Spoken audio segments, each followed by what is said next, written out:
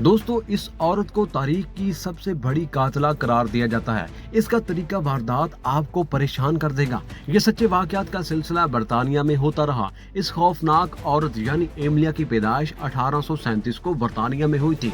दोस्तों, वीडियो शुरू करने से पहले आप सब दोस्तों से गुजारिश है कि वीडियो को एंड तक लाजमी देखिएगा और चैनल को सब्सक्राइब करके अपनी मोहब्बत शामिल कीजिएगा। दोस्तों, एमिलिया एक गरीब फैमिली में पैदा हुई थी। शुरू में बतौर नर्स काम करती रही, मगर फिर मार्केट में एक काम की बहुत ज्यादा डिमांड होने लगी।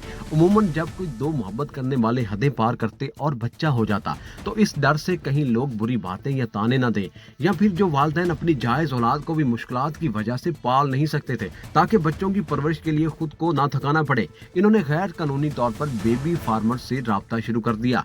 ये वो लोग जो बच्चों की देखभाल करते थे। एमिली को ये बहुत अच्छा मौका नजर आया। इसने अखबार में इश्तिहार दिया, मैं और मेरा शोहर बगैर औलाद के रह रहे हैं, हमारी ख्वाहिश है कि बच्चे को पालें, हम आपके बच्चे को अपने घर में रखेंगे और इसका पूरा ख्याल रखेंगे।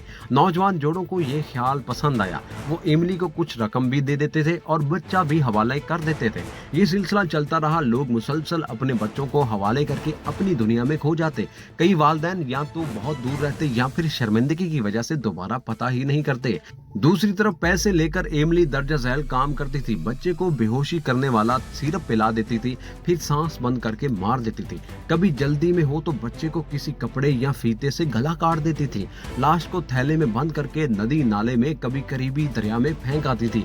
वापस आकर बड़े प्यार से एक खत लिखती, आपका बच्चा बिल्कुल सुकून है। वालिदैन ये खत पढ़कर खुश हो जाते, मगर हकीकत में इनका फूल जैसा बच्चा बगैर खिले ही मुरझा जाता था। ये सिलसिला इतना ज्यादा हुआ कि बाद की तफ्तीश बताती है कि एमिली ने कम से कम 400 से ज्यादा नौज़ायदा बच्चे मारे। कहते हैं कि आप जितनी एहतियात भी कर लें, एक ना एक दिन आपका राज खुलना ही होता है। एक दिन एक मलाह कश्ती में सवार पानी में जा रहा था। इसे एक बैग मिला जो पानी की सतह पर तैर रहा था। इसने बैग खोला तो एक खौफनाक मंजर इसका मुंतजिर था। कहते हैं कि बच्चे को इस जोर से बांधा गया था कि बैग खोलते ही गर्दन का ऊपर वाला हिस्सा अलग हो गया और बाकी धड़ जैसे फुटबॉल से जुदा हुआ, ऐसा बन गया। मलाह ने जल्दी से कश्ती किनारे पर लाई और फौरन मुकामी पुलिस को इतला दी। पुलिस ने इस बैग की तलाशी ली तो वहां एक कागज धुंधला सा पड़ा हुआ था, जिस पर एमिली के घर का एड्रेस लिखा हुआ था।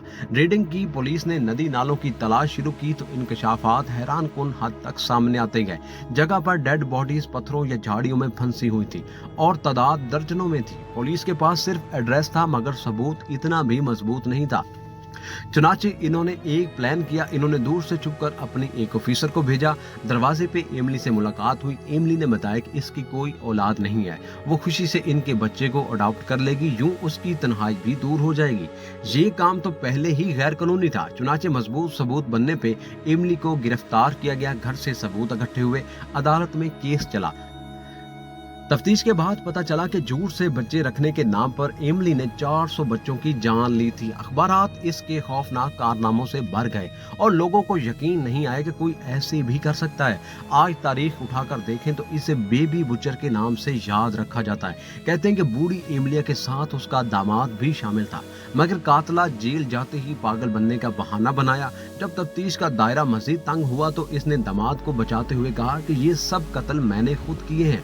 वो आखिरी दिन तक पागल बनने की अदाकारी करती रही, शायद किसी तरह जान छूट जाए, मगर अदालत ने फैसला सुनाते हुए कहा कि ये सफाक औरत पागल बनने की अदाकारी कर रही है।